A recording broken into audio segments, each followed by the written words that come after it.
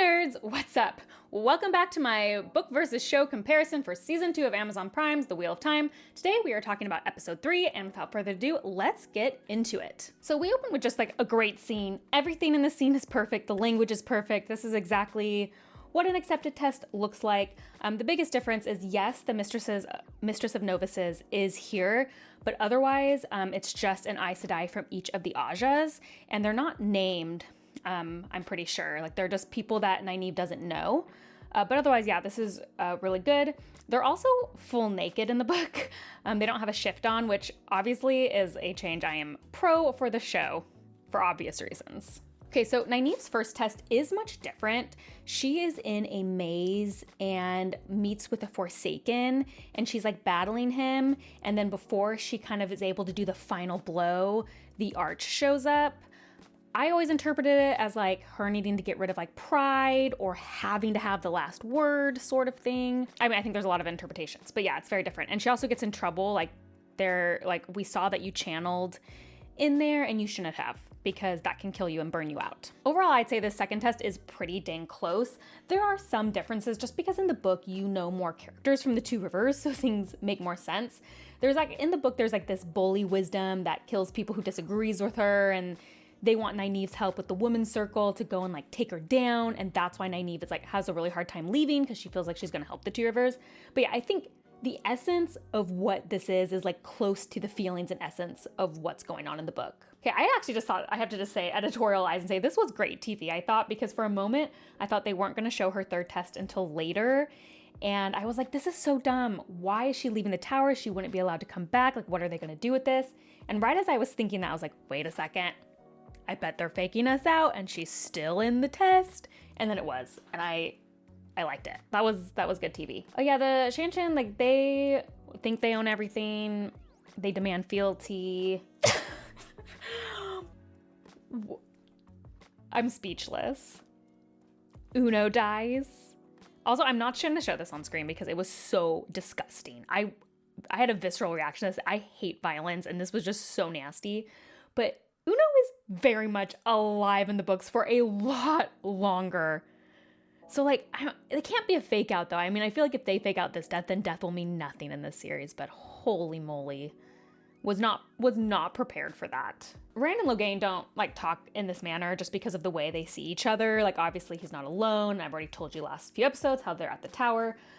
But I do like these conversations. I think there's lots of good info. I was actually, one of the things I was the most interested in from the trailer was their conversations. So I like them. And Logain can see Ta'averen. That's one of his special gifts. And so they don't kind of describe it in the same language in the show, but that is kind of what happens. He sees that Rand is like one of the most powerful Ta'averen he's ever seen. I just want to say that this is what book readers expected Tom to look like when he got introduced in season 1. The colorful gleeman cloak, the story he's telling. So I thought that was funny. So Nynaeve isn't gone that long. Like, it's not, people aren't already in mourning. They aren't saying like she's already dead. Like, they do think she's not coming back, but this is just like such a long period of time. It's just not that extreme in the book. I think it's unfortunate that they did a Nynaeve fake out death at the end of season 1. You guys know that I hated that choice because I hate bringing back from the dead. That whole choice was bad, and I think they're ignoring it. But it also unfortunately cheapens this moment, because I think this is the actually good moment. Like, I think this is great TV. Like, yes, it's different than the book, but this is great. Like, maybe Nynaeve is dead. Maybe she did get taken, but it's just so cheap now because they already did it at the end of season 1. So that's kind of a bummer. So Liandrin just would never say this about Nynaeve. Like, Liandrin is just so different here. At this point, Liandrin's kind of like a completely different character than what's in the book, I would just say, going forward. Matt's storyline just doesn't make sense to me right now. I guess as far as just differences and not editorializing, like, obviously none of this is happening. So this relationship with Liandrin and Matt, and the convo just kind of seems weird. I need to go back and maybe watch this again, because doesn't Liandrin say, like, it's because of you that your friends have died or something? Because she can't actually say that because she's an Aes Sedai. I don't know how she could blame Matt for Nynaeve, but maybe I just don't see the plan right now. Egrene would definitely never talk to Liandrin this way, or just any novice would not talk to Aes Sedai like that. They would get in huge trouble, and I think Liandrin especially in the book. Rand's jacket, definitely like a callback to what I expect in art for Rand's jacket to look like. That was kind of a fun piece of costuming to see. Korean is all about the game. That's what they call it. So that's like accurate. Everyone's like trying to play a game. The difference is just like everyone is also here in the Great Hunt, like, you know, because they're all together. And Celine is here and she keeps disappearing. And I liked the fireworks reference. Maybe they're going to do more with that later, how it is in the book. So I will hold off talking about that. This just isn't Matt's character, actually. I was really surprised he didn't go to Egwene. I thought that's where they were going with this, because I would say Matt's personality in The Great Hunt and The Dragon Reborn is very like, he's kind of annoying. He's going to complain the entire time, but Matt's one who always pulls through for his friends. So to me, book Matt, he would have complained about it. He would have been like, but he would have gone. Falm is where they should all be by the end of The Great Hunt, so that's good. Hopefully they get there. But this whole thing doesn't happen. Min working with Liandrin. No. Like, sometimes she's annoyed that Moraine has brought her here, but she does a lot of work for Moraine and goes on errands for Moraine. Like, I just don't really understand. They're painting Moraine very differently, I feel like. Okay, this is a dream, right? This is a dream sequence. This isn't something that actually happened. I don't know. I kind of hate, like, neither Celine nor Rand seem like themselves in this scene. I think it's a dream though, so it's fine. Oh my gosh, I have to say this. When I was watching this scene, I forgot that we've actually had 3 fake out deaths with Nynaeve, because I forgot that Trolloc was a fake out death. Can we get another plot point, writers? Like, let's let someone else pretend to die for a moment. Okay, so this third trial, in the book, it's a lot simpler. The minute she gets in there, she realizes she is already married to Lan and they already have children and they are very happy. And there isn't like this danger. She just all of a sudden remembers that she has left her friends. She remembers that Rand is all alone, and Egwene and Perrin and Matt, and they're with Moraine, and Nynaeve really hates and does not trust Moraine. And she's like, it's all she wants. And she looks and she lets the arch go. And then she remembers, basically, and she channels the one power and forces the gateway back open. It's a very powerful moment. And like sobbing, like just goes through. Yeah, there's no peril that is the one that's making her go through. It's just like remembering her friends. And I think they were trying to do this in the show. I just didn't think it was as obvious. Like, she is the reason it opens up again, because the way can only come but once. And it already came in the show for her. You know, it already came. So I wish it was just a little bit more clear that she was the one who had ripped that open, essentially. Okay, let's do thoughts. First, Nynaeve killed it in this episode. Huge props to the actress whose name I forget. I am so sorry. I'll put it here. She did incredible. I think she really carried this episode.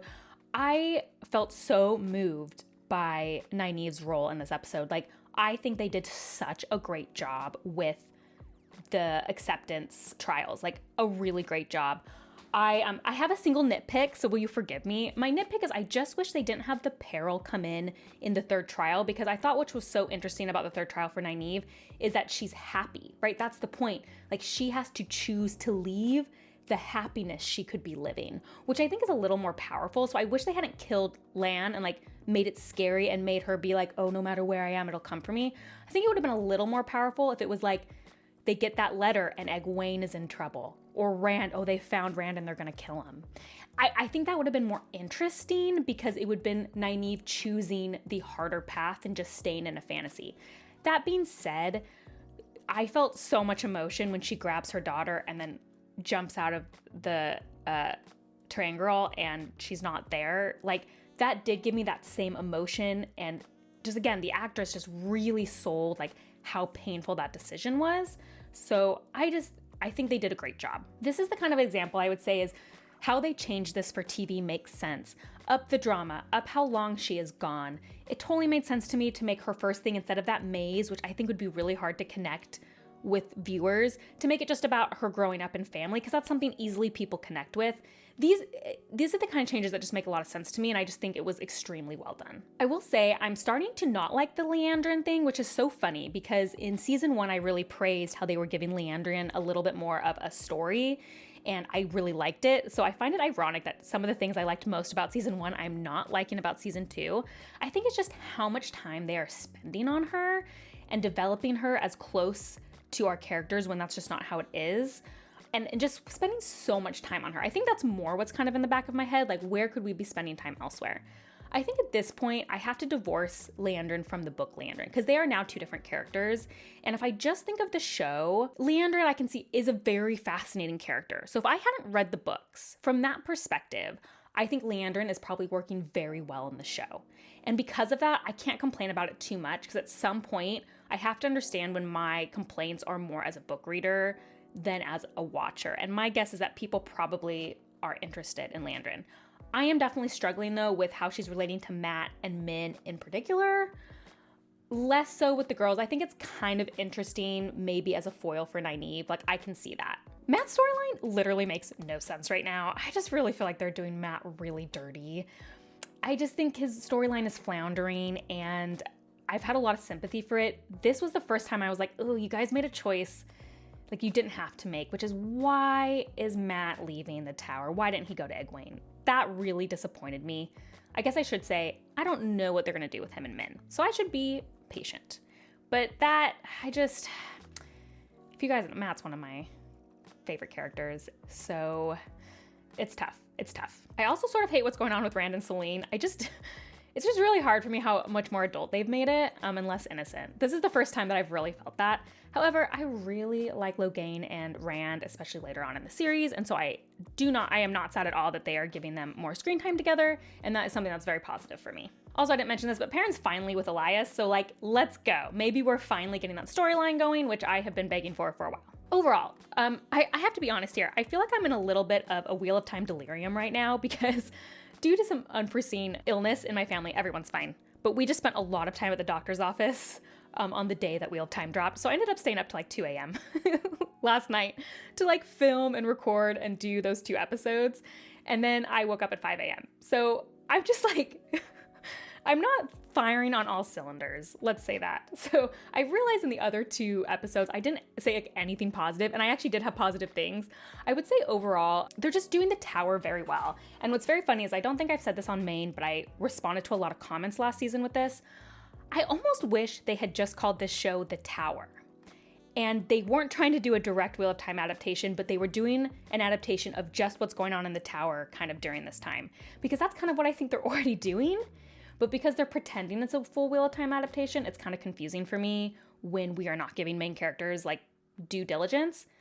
And also they're just doing the tower stuff really well, I would say. For the most part, I really like it. They are kind of nailing the tower in general, and if that was where they were going, the changes to Leandrin would make more sense to me, and how they are focusing on the warder relationships would just make more sense because that would be the focus of the show.